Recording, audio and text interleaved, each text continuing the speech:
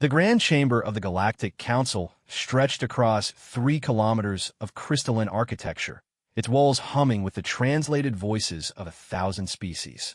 Ambassador HFY of the Korthani Empire adjusted her breathing apparatus as she reviewed the morning's agenda on her neural implant. Another routine session dealing with trade disputes, territorial boundaries, and the endless bureaucracy that kept 57 civilizations from tearing each other apart. She barely noticed the small notation at the bottom of the list.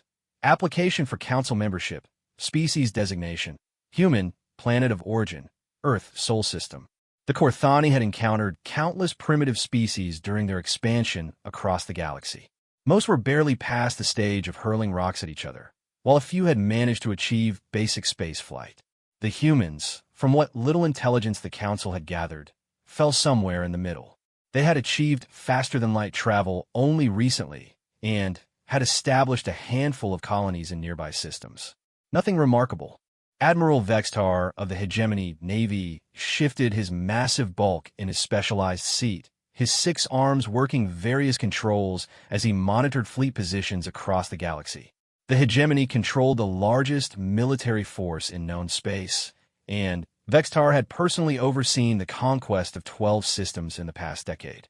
When primitive species refused to acknowledge hegemony superiority, they learned quickly through orbital bombardment. The humans, he rumbled to his aide, his voice like grinding stone. What do we know of their military capabilities?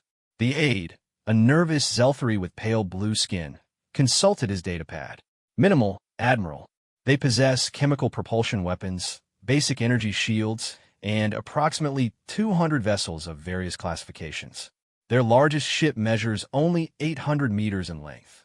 Vextar's laugh was a sound like boulders colliding. Pathetic. My personal flagship could destroy their entire fleet. Across the chamber, Counselor Nethera of the Synthesis collective process data streams from 1,000 sources simultaneously.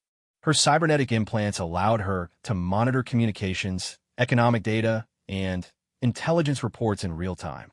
The humans had been flagged by the collective's prediction algorithms as a species of mild interest, but their technological development curve suggested they would require at least 2 centuries to become relevant to galactic politics.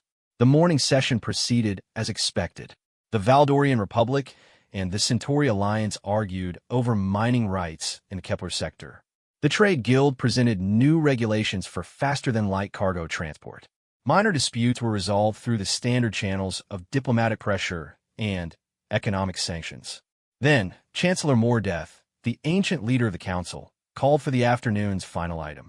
We will now consider the application for membership from the species known as humans. Ambassador Sarah Chan of Earth has requested permission to address this body. A section of the chamber's floor rose, forming a small platform. The environmental controls adjusted to accommodate Earth's atmospheric requirements, and a shimmering barrier appeared to contain the oxygen-nitrogen mixture. What materialized on the platform was unremarkable by galactic standards. The human stood approximately 1.7 meters tall, with pale skin, dark hair, and the standard bipedal configuration common to dozens of species. She wore a simple blue uniform with minimal ornamentation, carrying only a small device that was presumably a translation unit. Ambassador Chen looked around the massive chamber with obvious awe, but her voice remained steady as she spoke. Honorable members of the Galactic Council, I stand before you today representing the people of Earth and her colonies. We come seeking membership in this great alliance of civilizations, hoping to contribute to the peace and prosperity you have built across the galaxy. Several council members exchanged glances. The humans' words were standard diplomatic fare, unremarkable in every way. Ambassador HFY barely paid attention as Chun outlined humanity's brief history, their recent technological achievements, and their desire for peaceful cooperation. We understand that we are newcomers to this galactic community, Chun continued, and we recognize that our technology and capabilities are limited compared to the great civilizations represented here. But we believe that humanity can offer unique perspectives and contribute to the diversity that makes this council strong. Admiral Vextar's attention wandered to tactical displays showing hegemony fleet movements near the contested Rigel system. The humans will be dealt with later, once their application was rejected. Perhaps he would assign a few destroyers to visit their colonies and explain the realities of galactic power to them. Counselor Nethera's predictive algorithms assigned a 97.3% probability to the rejection of Earth's application.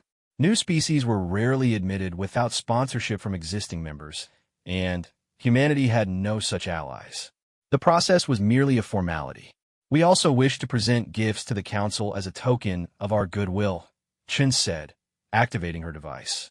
We have prepared cultural artifacts, scientific data, and artistic works that represent the best of human civilization. The presentation was competent but unremarkable. Music that sounded pleasant enough, artwork that showed adequate skill, and scientific theories that were centuries behind galactic standards.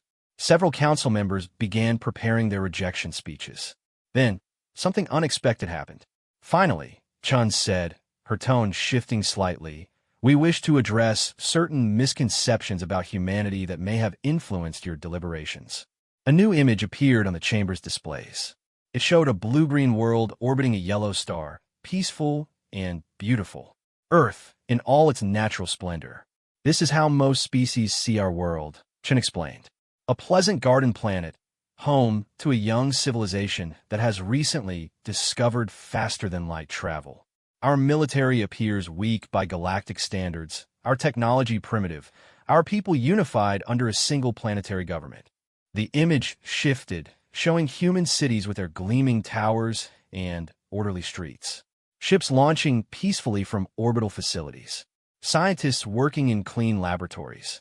"What many fail to understand," Chun continued, "is that this peaceful facade represents something far more dangerous than the most aggressive military force." Ambassador Zephi looked up from her datapad with interest. The human's tone had changed, becoming harder, more focused. Humanity has spent 10,000 years at war. Not border skirmishes or territorial disputes, but total warfare aimed at the complete destruction of our enemies. We have fought with sticks and stones, with chemical explosives, and nuclear fire with biological weapons that could sterilize continents. Admiral Vextar's 4 eyes focused on the human with sudden attention. The displays now showed images of human conflict throughout history. Battles that had consumed entire continents. Weapons that had left scars visible from orbit. "We have committed genocide against our own species," Chun said matter-of-factly. "We have poisoned our own atmosphere, irradiated our own soil, and reduced great cities to radioactive ash. We have created weapons capable of ending all life on our planet, and we came within minutes of using them on multiple occasions." The chamber had grown quiet. Even the constant background chatter of 1,000 translation systems had dimmed. The peaceful humanity you see today exists because we finally learned to channel our violent nature outward instead of inward. Our unified planetary government was not achieved through philosophical enlightenment, but through the simple recognition that we needed to stop fighting each other long enough to find worthier enemies among the stars. Counselor Nethera's predictive algorithms began recalculating wildly as new data flooded in. The collective's intelligence services had apparently missed some crucial information about human nature. "You dismiss our small fleet and primitive weapons," Chin continued, looking directly at Admiral Vextar. "You see 200 ships and assume weakness. What you fail to understand is that those ships represent our exploration and colonization fleet. Our military vessels remain in Earth system because until now, we have had no need to deploy them." New images appeared on the displays. Ships unlike anything the Council had seen before, massive angular constructs bristling with weapon systems that defied immediate classification.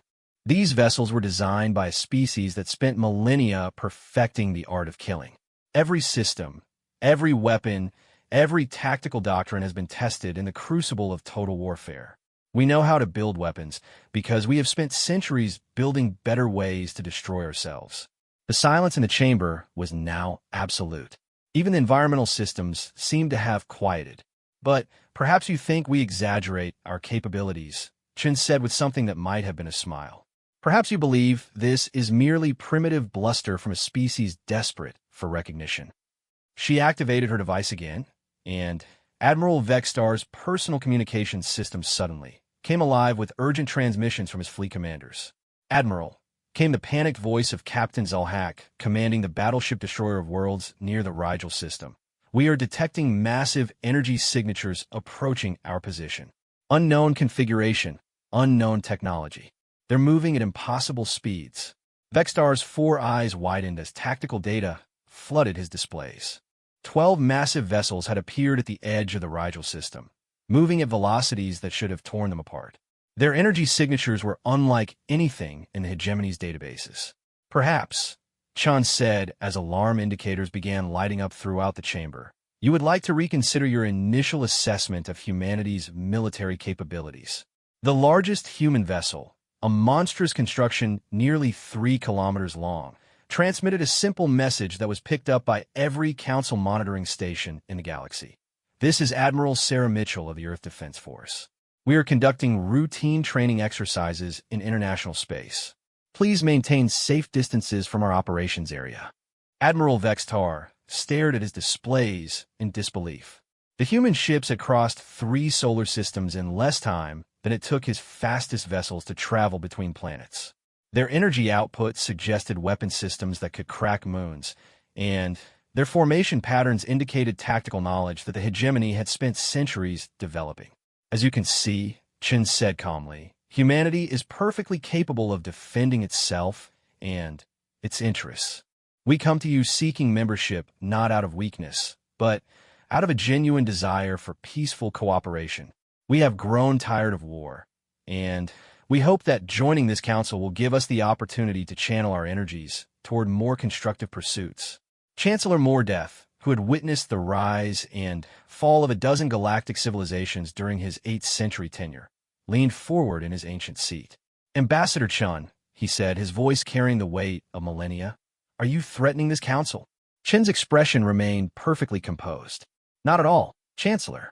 We're simply correcting certain misconceptions about our nature and capabilities. Humanity seeks peace, but we have learned through bitter experience that peace can only be maintained through strength." She paused, looking around the chamber at the assembled representatives of 57 civilizations. "We offer friendship to those who would be our friends, and fair trade to those who would trade fairly with us. We ask only for the same consideration that any council member would expect." Admiral Vextar watched his tactical displays with growing unease. The human vessels had taken up patrol positions around the Rigel system with casual efficiency, their movements coordinated with a precision that spoke of extensive combat experience. His own ships, for the first time in his military career, felt vulnerable. "And for those who would consider us enemies," Chen continued, her voice never changing tone, "we would remind them that humanity has spent 10,000 years perfecting the art of warfare. We have fought battles in every environment from the depths of our oceans to the vacuum of space. We have survived ice ages and asteroid impacts, plagues, and nuclear wars. We are very difficult to kill, and we have long memories for those who try." Counselor Nithura's cybernetic implants were processing data streams at maximum capacity, trying to understand how the collective's intelligence services had so completely misjudged this species. The humans had somehow managed to conceal their true military capabilities while establishing what appeared to be a peaceful, spacefaring civilization.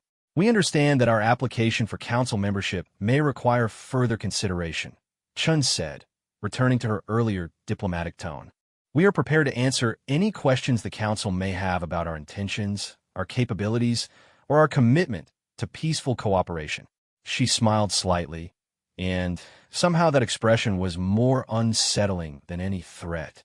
"We hope that this demonstration has clarified any confusion about humanity's position in the galactic community. We look forward to working with all council members toward a peaceful and prosperous future." The chamber remained silent as Ambassador Chen's platform descended back into the floor. The environmental barrier dissipated, leaving only the faint smell of ozone in the recycled air. Chancellor Mordeth looked around at his fellow council members, noting the shock and confusion on faces that had grown accustomed to predictable diplomatic exchanges. "The council will recess for deliberation," he announced finally. "We will reconvene tomorrow to discuss humanity's application." As the representatives began filing out of the chamber, Admiral Vextar remained at his station, staring at tactical displays that showed human vessels patrolling what had been uncontested hegemony space just hours earlier. For the first time in his long military career, he found himself wondering whether his fleet was strong enough for the challenges that lay ahead. The age of human expansion had begun, and the galaxy would never be the same. Admiral Vextar had not slept in the 36 hours since the human demonstration at the Galactic Council. His flagship, the Undying Wrath, hung in space above the hegemony capital world of Korthax Prime, but instead of the usual bustle of military activity, an eerie quiet had settled over the massive vessel. The tactical hologram in his command center showed the current disposition of human forces throughout known space. What had been 12 ships conducting training exercises had somehow multiplied into 47 vessels spread across 6 different star systems. The humans were moving with purpose, establishing what could only be described as a defensive perimeter around their territory. Ow! Vextar growled to his intelligence chief, Commander Yithal. How do we miss this? Our scouts reported 200 civilian vessels. Where did these warships come from? Yithal's pale blue skin had taken on an even more sickly hue since the crisis began. Admiral, we believe they may have been conducting military operations under the guise of civilian activities.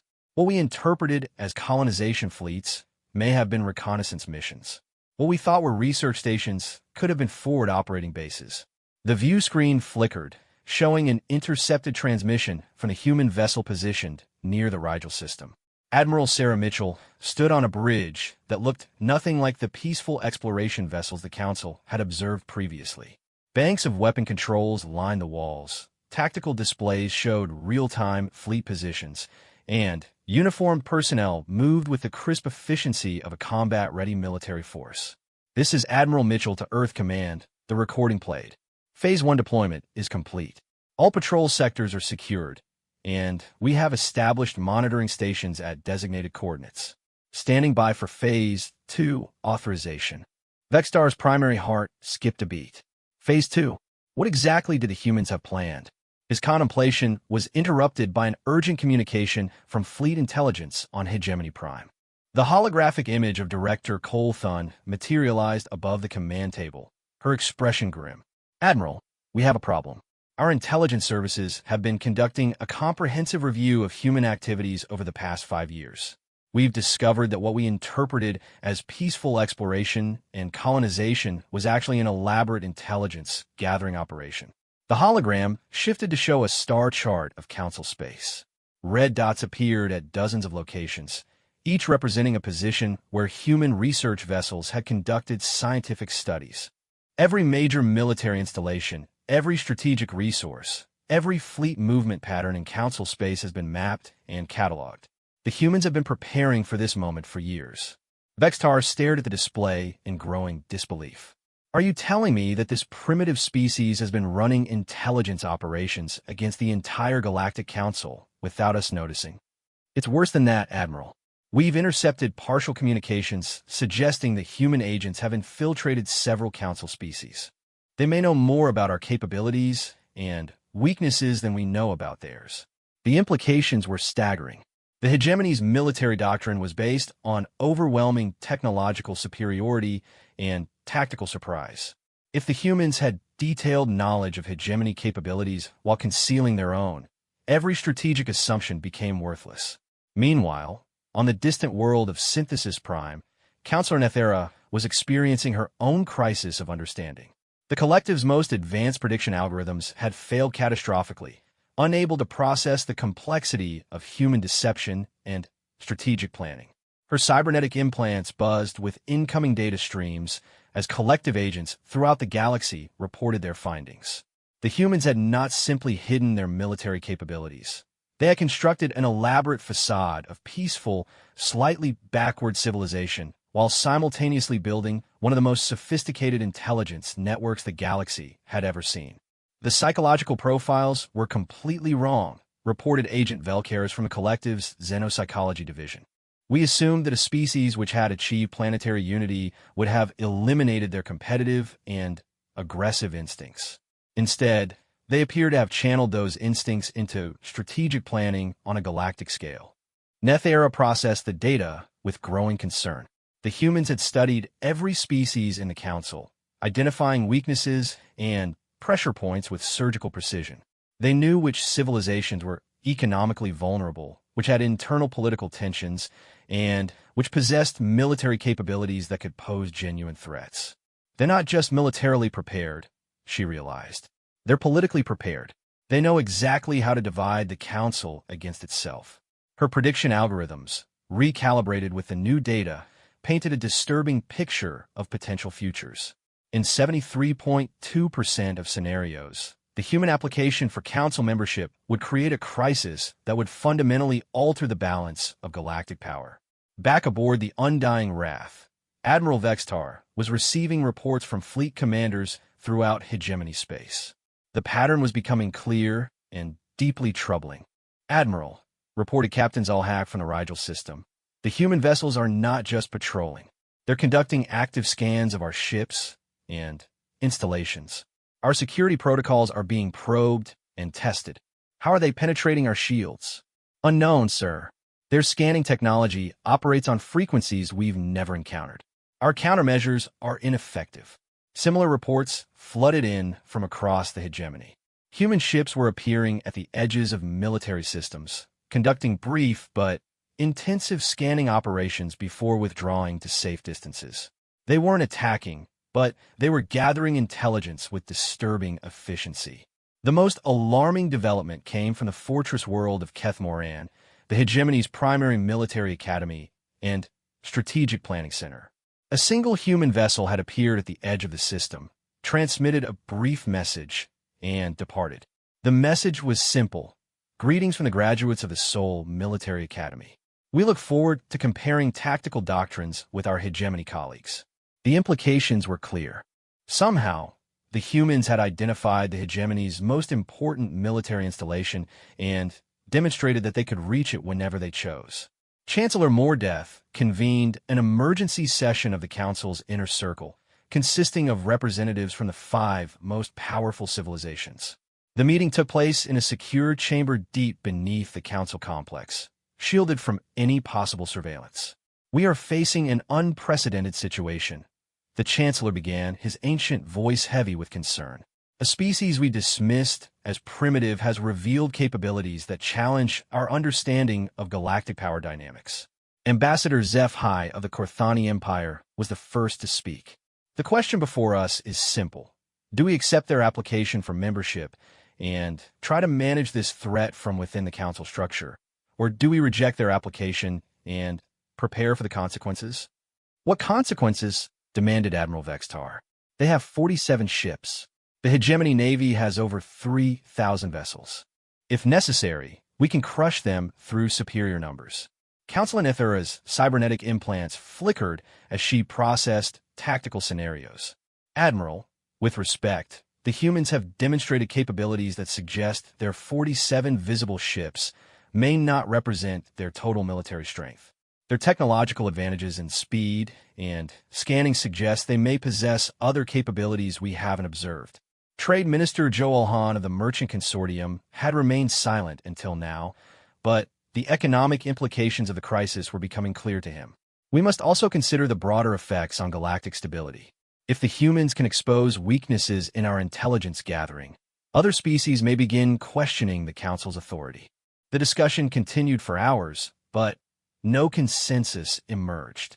The Council had dealt with aggressive species before, but never one that combined advanced military technology with sophisticated intelligence capabilities and the apparent patience to conduct multi-year deception operations. As the meeting concluded, Chancellor Mordeth made a decision that would alter the course of galactic history. "We will schedule a formal vote on the human application in 72 hours. Each member species will have the opportunity to question Ambassador Chen directly about humanity's intentions and capabilities. And if we reject their application," asked Ambassador Zeph Hai. The Chancellor's expression was grim. "Then, we must be prepared for the possibility that humanity will pursue its galactic ambitions without Council oversight." Unknown to the Council leadership, their supposedly secure meeting chamber was not as secure as they believed. Deep in the mechanical systems of the Council complex, a device no larger than a grain of sand transmitted every word to a human intelligence station 3 star systems away. Human agents have been operating within the Council infrastructure for over 2 years, placed there by teams posing as technical specialists and maintenance workers. The facade of primitive technology had been useful in many ways, not least of which was the tendency of advanced species to underestimate the sophistication of simple human engineering. The transmission reached Admiral Mitchell aboard her flagship, the Indomitable, where human military planners were already preparing for multiple contingencies. Phase 2 authorization confirmed, she announced to her staff. Initiate the Revelation Protocol. Across human space, fleets that had been hidden in asteroid belts and behind planetary shadows began moving into the open. What the Council had believed to be humanity's entire military force revealed itself to be merely the advanced scouts of a much larger armada. The truth was even more unsettling than the Council suspected. Humanity had not simply hidden their military capabilities. They had been preparing for galactic expansion since their first contact with Council species 5 years earlier. Every diplomatic exchange, every trade agreement, every cultural exchange had been an opportunity to gather intelligence and assess potential threats. Human diplomats had smiled and spoken of peace, while human agents mapped every strategic vulnerability in Council space. The peaceful colonization fleet that had first attracted Council attention had established bases throughout human territory. But those bases were not simple colonies. They were staging areas for a military force that had been designed specifically to challenge galactic powers that vastly outnumbered humanity. Human military doctrine was based on a simple premise. If you cannot match your enemy's numbers, you must surpass their capabilities. Every human vessel was equipped with technology that represented centuries of military innovation driven by species-wide warfare. Their faster-than-light drives could outrun any Council vessel. Their weapons were designed to penetrate any known shielding technology.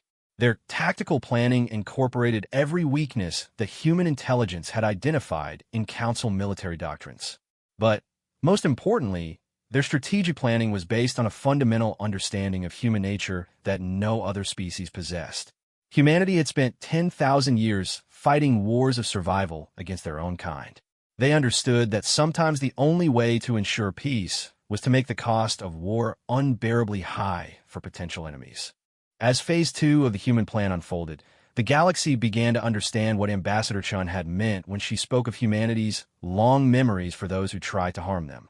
The age of human ascendancy was about to begin, and it would be built on foundations that 10,000 years of human warfare had made unbreakably strong. Admiral Vextar stared at his tactical displays as new human vessels appeared throughout the galaxy, each one a reminder that the hegemony was no longer the undisputed master of galactic space. For the first time in centuries, the galaxy's power structure was about to change, and humanity intended to be the architects of that change.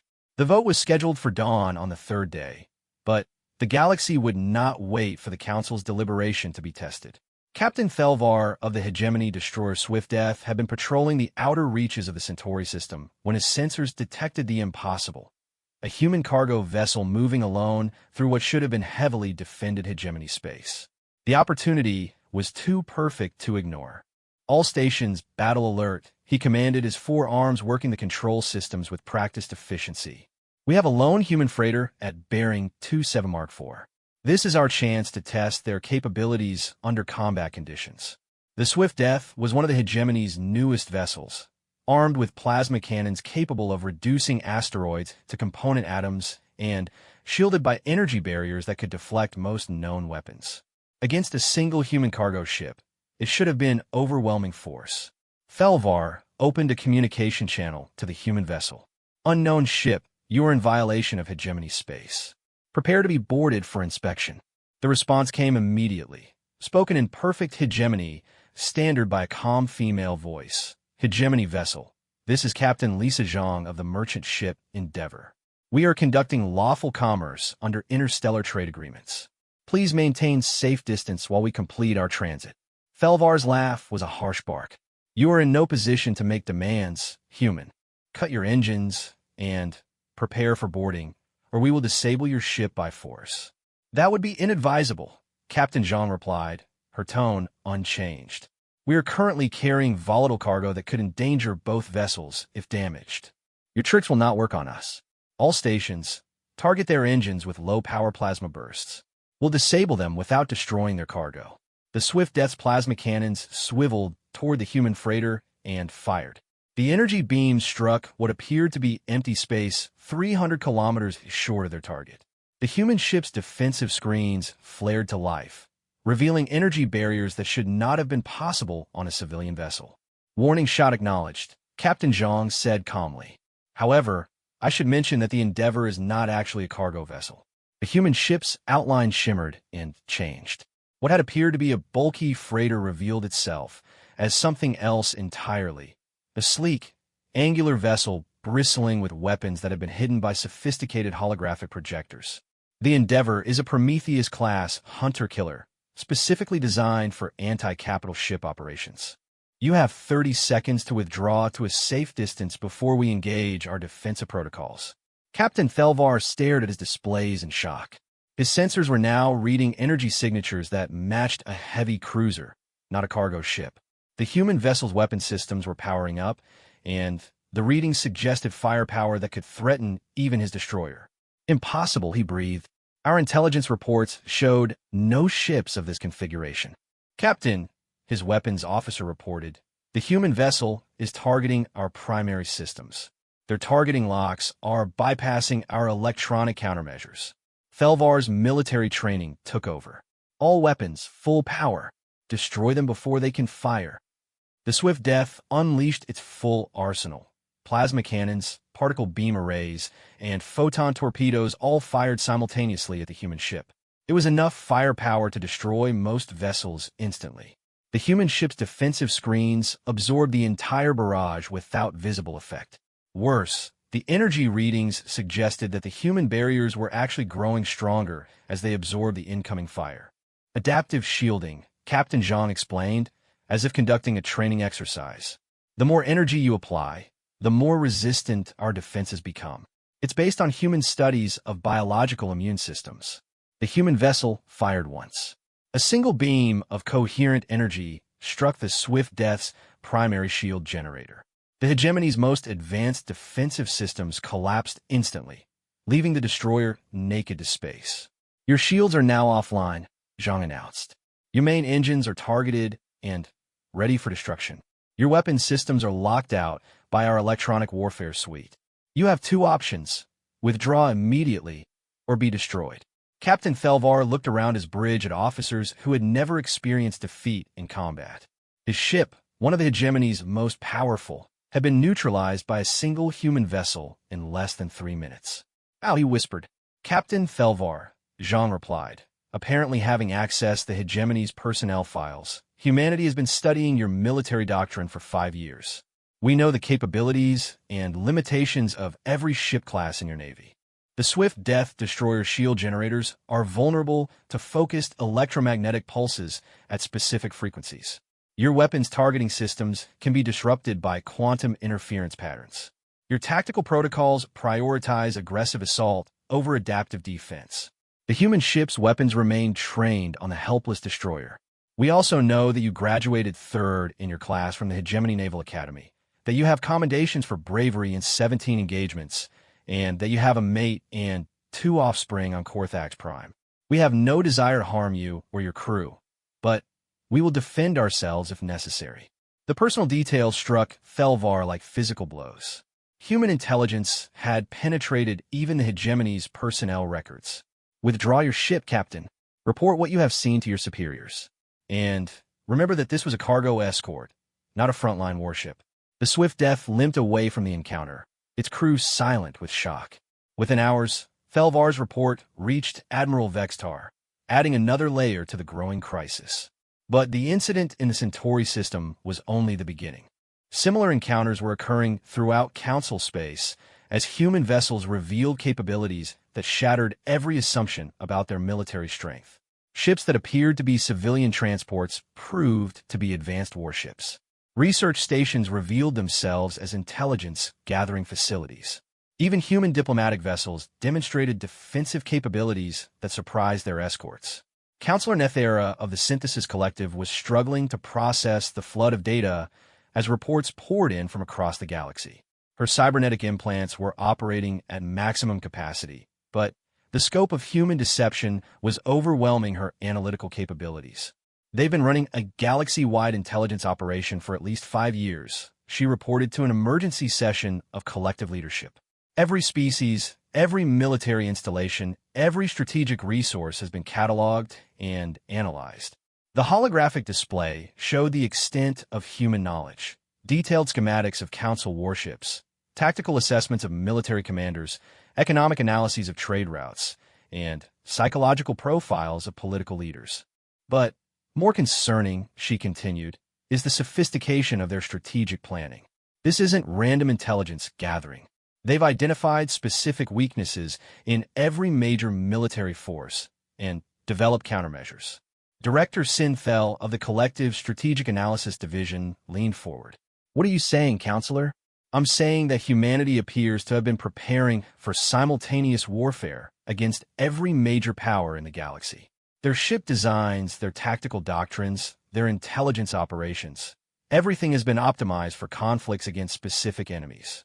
The implications were staggering. The humans hadn't simply hidden their military capabilities. They had developed those capabilities specifically to counter the strengths of their potential adversaries. Meanwhile, in the private chambers of the Trade Consortium, Minister Joel Hahn was dealing with his own crisis. Human economic activities throughout the galaxy were revealing themselves to be far more extensive than anyone had realized. They control resource extraction in 17 systems, his chief economist reported. What we thought were small mining operations are actually major industrial facilities. Their research stations have been processing rare elements for military applications. Joel Hahn studied the economic data with growing alarm. Are you telling me that humanity has been building a war economy while pretending to conduct peaceful exploration? It appears so, Minister. They've also established financial networks that could disrupt galactic trade if activated. Shell corporations, currency manipulation schemes, resource monopolies. They have the capability to cause significant economic disruption without firing a shot. The revelation that humans had been conducting economic warfare preparation alongside their military buildup sent shockwaves through the consortium leadership. War was one thing. Economic collapse was another entirely. As reports continued to flood in from across the galaxy, a pattern emerged that terrified Council leadership more than any military threat. The humans had not been preparing for defense. They had been preparing for conquest. Every piece of intelligence, every hidden capability, every deceptive operation pointed to a single conclusion. Humanity intended to expand throughout the galaxy, and they had spent years preparing to overcome any resistance they might encounter. Admiral Vextar stood before a holographic display that showed the current known disposition of human forces. What had been 47 vessels 3 days earlier was now over 200 confirmed warships, with new vessels appearing hourly as humans abandoned their pretense of peaceful colonization. They're not just revealing existing ships, his intelligence chief reported. They're manufacturing new vessels at an impossible rate. Our analysis suggests they have orbital shipyards we never detected. The tactical implications were becoming clear.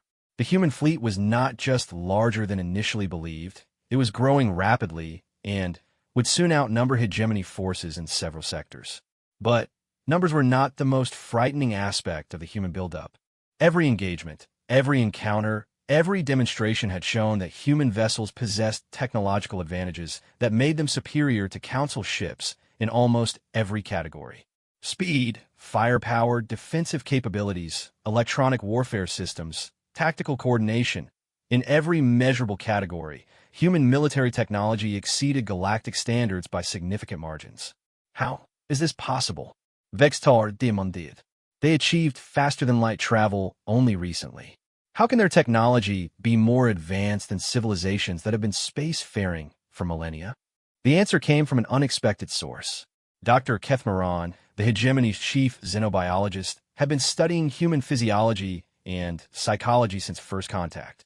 Admiral, he said during an emergency briefing, I believe we fundamentally misunderstood human development patterns. Most species achieve spaceflight when they develop peaceful, global cooperation. humans achieved spaceflight while still engaged in planetary warfare. He activated a display showing human technological development over the past century. Look at their advancement curve. Every breakthrough was driven by military necessity. Their faster-than-light drives were developed as strategic weapons. Their advanced computers were created for tactical analysis. Their material science was driven by the need for better armor and weapons. The implications hit Vextar like a physical blow. You're saying their entire technological base is military in origin? Exactly. While other species developed technology for exploration, trade, and cultural advancement, humans developed technology for warfare. When they finally achieved planetary unity, they simply redirected that military-industrial complex toward galactic expansion. The revelation explained everything: the advanced capabilities, the sophisticated planning, the patient intelligence gathering. Humanity had not hidden their military strength.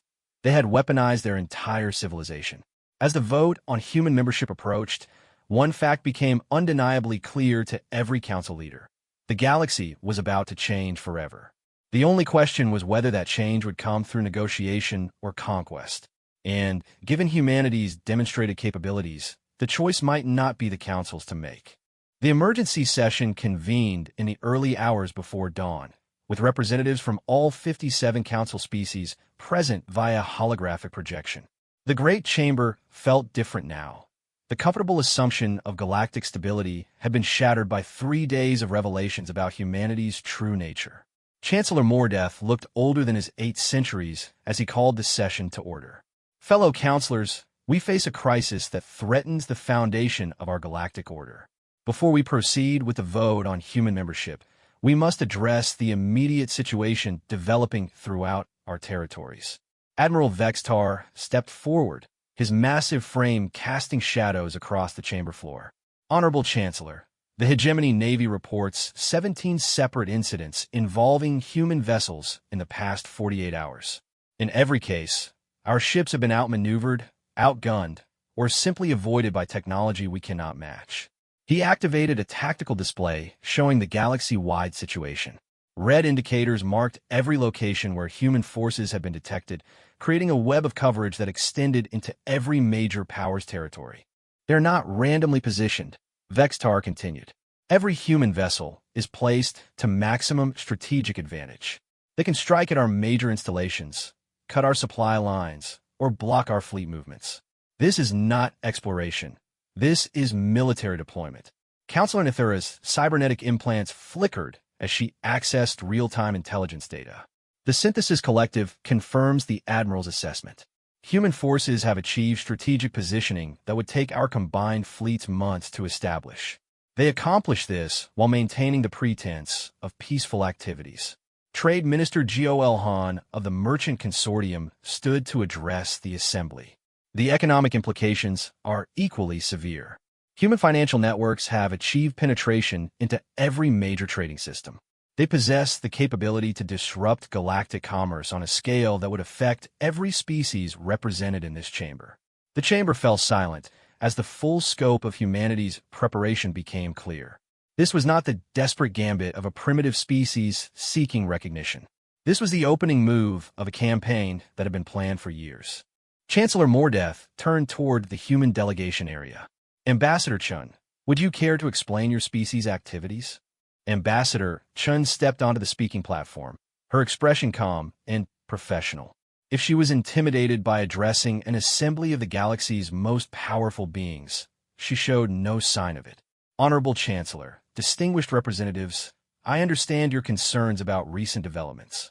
However, I must correct a fundamental misunderstanding about humanity's intentions. She activated her personal display, showing a timeline of human expansion over the past 5 years. Everything you have observed, our military capabilities, our intelligence operations, our strategic positioning, represents defensive preparation, not aggressive expansion. Admiral Vextar's 4 eyes narrowed. Defensive? Your forces have penetrated our territorial borders and demonstrated capabilities that threaten our security. Chun turned to face the hegemony representative directly. Admiral, your own intelligence reports show that the hegemony has conquered 12 systems in the past decade through military force. Your naval doctrine prioritizes rapid expansion and the subjugation of species deemed inferior. Did you expect humanity to remain defenseless against such policies? The accusation hung in the air like a challenge. Vextar's record of conquest was well known, but it had never been characterized as aggressive by Council standards. The hegemony operates within established galactic law, he replied stiffly. Our expansion serves the greater good of galactic stability. Perhaps, Chen acknowledged. But from humanity's perspective, the hegemony represents a clear threat to our survival and independence. We prepared accordingly. She turned to address the full assembly. Every species in this chamber has faced the choice between submission and resistance when confronted by superior force. Humanity chose resistance. We studied your capabilities, identified your weaknesses, and developed countermeasures. This is not aggression. This is survival. Counselor Nethera processed the statement through her analytical systems. Ambassador Chun, your intelligence operations extended far beyond military preparation. You gathered detailed information about political structures, economic systems, and cultural patterns of every council species. This suggests broader ambitions than simple defense. Chen nodded. You are correct, Counselor. We studied your civilizations thoroughly because we needed to understand the galaxy we were entering. Human history teaches us that ignorance breeds conflict. The more we understand about our neighbors, the better we can coexist peacefully, or the better you can conquer us, Admiral Vextar interjected. For the first time, Chen's diplomatic composure cracked slightly. When she spoke again, her voice carried an edge that reminded everyone present that humanity had earned its reputation through 10 millennia of warfare. Admiral, if humanity desired conquest, do you believe we would be having this conversation? Our demonstration in the Rigel system showed that we can reach any target in Council space. Our encounter with Captain Thelvar proved that we can neutralize your most advanced vessels. Our intelligence networks have identified every strategic vulnerability in your defenses. The chamber had grown absolutely silent. If we wanted war, Admiral, the war would already be over. The statement hit the assembly like a thunderclap. Every representative understood the implication. Humanity was not seeking membership from a position of weakness, but from a position of overwhelming strength. Chancellor Mordeth leaned forward in his ancient seat. Then, what do you want, Ambassador Chun? Chen's expression returned to diplomatic calm. What we have always wanted, Chancellor. A place in the galactic community where humanity can grow and prosper without fear of subjugation or destruction. We seek membership in this council not because we need your protection, but because we believe cooperation serves everyone's interest better than conflict. She paused, looking around the vast chamber. However, I must be clear about one thing. Humanity will not accept second-class status in the galaxy. We will not be dismissed as a primitive species to be managed or contained. We offer partnership to those who will accept us as equals, and we will defend ourselves against those who will not. Trade Minister Joel Han stood to address the chamber. Ambassador, your economic activities suggest that humanity has been establishing monopolies over strategic resources. How does this serve peaceful cooperation? Minister, humanity requires resources to support our growing population and expanding colonies. We established mining and processing operations in unclaimed systems, following all established galactic laws. If other species desire access to those resources, we are willing to negotiate fair trade agreements. And if we refuse? Chen's slight smile was answer enough. Humanity had positioned itself to control resources that every major power needed. They could strangle galactic commerce without firing a shot. Supreme Commander Corthanis of the Valdorian Republic, who had remained silent throughout the proceedings, finally spoke. Ambassador Chun, you speak of cooperation and partnership, but your actions suggest preparation for galactic domination. How can this assembly trust species that has demonstrated such capacity for deception? The question struck at the heart of the crisis. Human capabilities were undeniable, but their intentions remained unclear. Chen considered her response carefully. Commander, deception was necessary because honesty would have resulted in preemptive action against humanity. If we had revealed our true capabilities 5 years ago, would this assembly have allowed us to establish colonies and trading posts?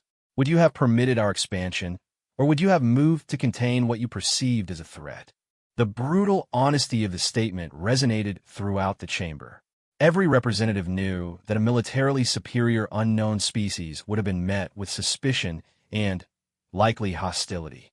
We chose to reveal our strength gradually, Chen continued, hoping to demonstrate that we could be valuable allies rather than threatening enemies. The deception was regrettable, but it was also necessary for our survival. Chancellor Mordeth stood, his ancient frame commanding respect even in this unprecedented situation. The question before this assembly is simple. Do we accept humanity as a full member of the Galactic Council, with all the rights and responsibilities that entails, or do we reject their application and face the consequences of that decision? He looked around the chamber at representatives who were grappling with the most significant decision in galactic political history. I will call for a formal vote in 1 hour. Use this time to consult with your governments and consider carefully. The choice we make today will determine whether the galaxy moves forward in cooperation or slides toward conflict. As representatives activated communication links to their home worlds, Admiral Vextar found himself facing a reality that challenged everything he had believed about galactic power structures. The hegemony's military supremacy, built over centuries of conquest, had been neutralized by a species that most had dismissed as primitive just days earlier. Counselor Nethera's analytical systems were processing millions of potential scenarios, but they all led to the same conclusion. Humanity had achieved a position where they could not be defeated militarily and could not be ignored politically. The galaxy's power structure had already changed. The only question was whether the transition would be peaceful or violent. As the hour of deliberation passed, one fact became clear to every representative. They were not just voting on human membership in the Galactic Council. They were voting on whether to accept a new superpower that would reshape galactic civilization, or to resist and face the consequences of opposing a species that had spent 10,000 years perfecting the art of war. The vote would begin soon, but everyone present understood that the real decision had already been made by humanity's demonstration of overwhelming strength tempered by restraint.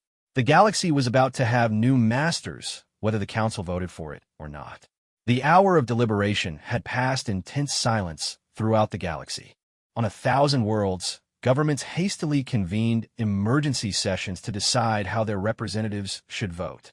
The choice was clear: accept humanity as equals or face them as enemies. Chancellor Mordeth called the assembly to order as representatives materialized on their platforms throughout the Great Chamber. The weight of 8 centuries of galactic peace hung in the balance of the next few minutes.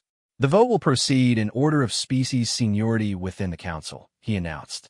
Each representative will state their position clearly for the record. Ambassador Zeph-Hai of the Korthani Empire, as the oldest council member, spoke first. Her breathing apparatus hissed softly as she considered her words. The Korthani Empire recognizes that the galaxy has fundamentally changed. Humanity has demonstrated capabilities that demand respect and caution in equal measure. We vote to accept their application for membership. The first vote set the tone. Admiral Vextar of the hegemony stood next, his massive form radiating the frustration of a military commander forced to accept an unpalatable reality. The hegemony acknowledges humanity's impressive capabilities. In the interest of galactic stability, we vote to accept their membership application.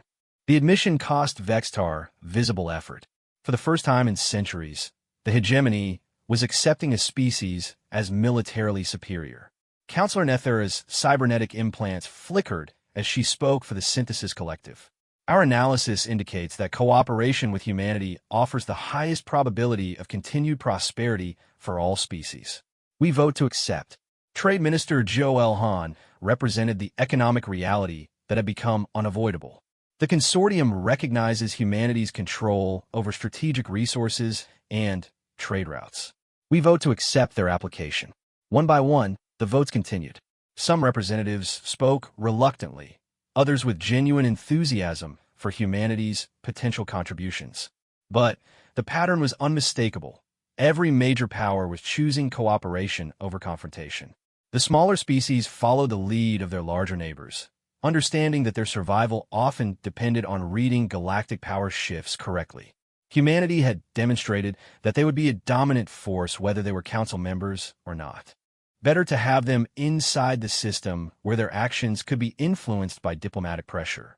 When the final vote was cast, the result was unanimous. 57 votes in favor of accepting humanity into the Galactic Council. Chancellor Mordeth stood to make the announcement that would reshape galactic civilization. By unanimous consent of this assembly, humanity is hereby granted full membership in the Galactic Council, with all rights, privileges, and responsibilities accorded to member species. Ambassador Chen stepped forward to accept on behalf of her species. Humanity is honored by this decision and looks forward to contributing to the peace and prosperity of all council species. But as the formal ceremony concluded, the real work was just beginning. The immediate aftermath of humanity's acceptance revealed the true scope of their preparation for galactic politics. Within hours of the vote, human diplomatic teams were proposing trade agreements, technological exchanges, and mutual defense pacts with unprecedented sophistication and detail. It became clear that humanity had not only prepared militarily for galactic expansion, they had developed comprehensive policies for every aspect of interstellar relations. Economic frameworks, legal structures, cultural exchange programs, scientific collaboration initiatives. Every proposal bore the hallmark of years of careful planning and analysis.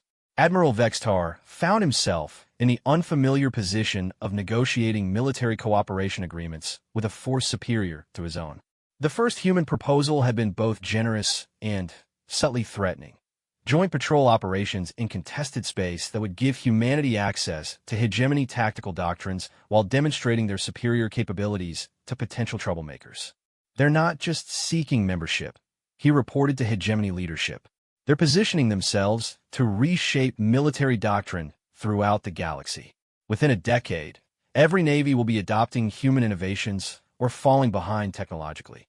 The economic implications were equally far-reaching. Human control over strategic resources gave them leverage in every trade negotiation, but they exercised that leverage with careful precision. Rather than demanding tribute or subjugation, they offered partnerships that benefited their trading partners while establishing human economic dominance. Minister Joel Hahn discovered that humanity's economic plans were even more sophisticated than their military preparations. They're not trying to replace existing trade networks, he explained to consortium leadership. They're positioning themselves as the central hub that all commerce flows through. Every transaction, every shipment, every financial exchange will eventually depend on human infrastructure. The long-term implications were staggering. Humanity was establishing economic control that would make military conquest unnecessary. Species would cooperate because cooperation was profitable, not because they feared human fleets. But the most profound changes were political. Humanity's approach to galactic governance challenged every established assumption about how advanced civilizations should interact. Where the Council had traditionally relied on consensus building and gradual compromise, humans proposed clear objectives and decisive action. Where previous policies had been designed to maintain stability, human initiatives focused on expansion and development. Chancellor Mordeth watched the transformation with fascination and growing concern. They're not trying to work within our system, he confided to his closest advisors. They're building a new system around themselves and inviting us to participate. The invitation was difficult to refuse. Human technological capabilities offered solutions to problems that had plagued the galaxy for centuries. Their economic proposals promised unprecedented prosperity. Their military strength guaranteed security against threats from unexplored regions of the galaxy. But the price of participation was acceptance of humanity as the dominant species in galactic affairs. 3 months after their acceptance into the Council, humanity made their most ambitious proposal yet. Ambassador Chen addressed a special session with a comprehensive plan for galactic expansion into previously unexplored regions of space. Fellow counselors, we stand at a crossroads in galactic history. For too long, our civilizations have been content with managing existing territories while vast regions of space remain unexplored and undeveloped. Humanity proposes a new age of expansion that will benefit every species represented in this chamber. The holographic display showed star charts extending far beyond current council space, marking potential colony sites, resource deposits, and strategic positions that could double the galaxy's habitable territory within a century. Human fleets will provide security for joint exploration missions. Human technology will overcome the challenges of deep space colonization.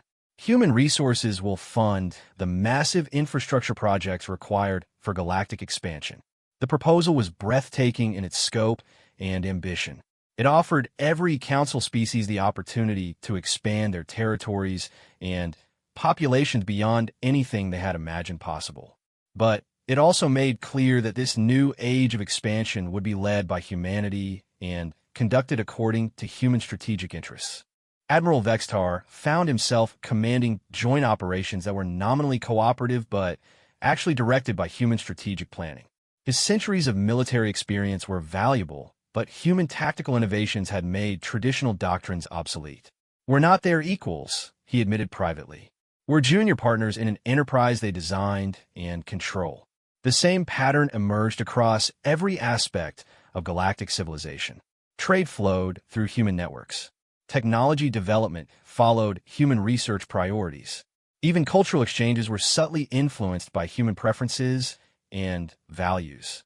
Within a year of joining the Council, humanity had achieved something no species in galactic history had accomplished: voluntary subordination of every major power to their leadership. But they had done it through demonstration of overwhelming capability combined with policies that benefited their new subjects.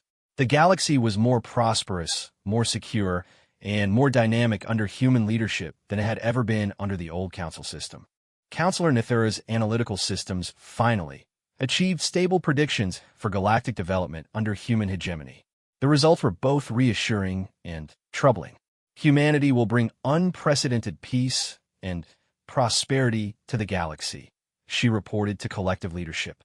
But it will be peace and prosperity on their terms, serving their interests, following their vision of galactic civilization. "Is that necessarily bad?" asked Director Synthel. Nethera considered the question carefully. "Perhaps not. But we must understand that humanity has not joined the galactic community. They have conquered it. They simply use superior intelligence and strategic planning instead of superior firepower." The truth was undeniable. Humanity had achieved, through patient preparation and overwhelming demonstration of capability, what the greatest military powers in galactic history had failed to accomplish through centuries of warfare. They had united the galaxy under single leadership without destroying the civilizations they now ruled. As Ambassador, Chen addressed the Council's first anniversary session of human membership. Her words carried the quiet confidence of a species that had achieved everything they had planned. "Fellow counselors, this past year has demonstrated what we can accomplish when the galaxy's greatest civilizations work together toward common goals. Humanity is proud to lead this effort, and we look forward to the challenges and opportunities that await us in the unexplored regions of space." The applause was genuine. Every species had benefited from human leadership, even as they had lost their independence. Admiral Vextar joined the applause, understanding finally what Ambassador Chen had meant during her first address to the Council. Humanity had not threatened the galactic order. They had evolved it into something stronger and more effective. The galaxy had new masters, but they were masters who served their subjects' interests as well as their own. The age of human hegemony had begun not with the roar of weapons, but with the quiet efficiency of superior planning and overwhelming capability demonstrated with perfect restraint. And in the end, the galaxy was grateful for the conquest that had saved them from their own limitations. The silence that had greeted humanity's brutal efficiency in achieving galactic dominance was not the silence of fear, but the silence of recognition that they were witnessing the emergence of a civilization truly worthy of leading the galaxy into its next great age. Humanity had kept their promise. They had brought peace to the galaxy. But it was a peace that would endure because it was built on foundations that 10,000 years of human warfare had made unbreakably strong.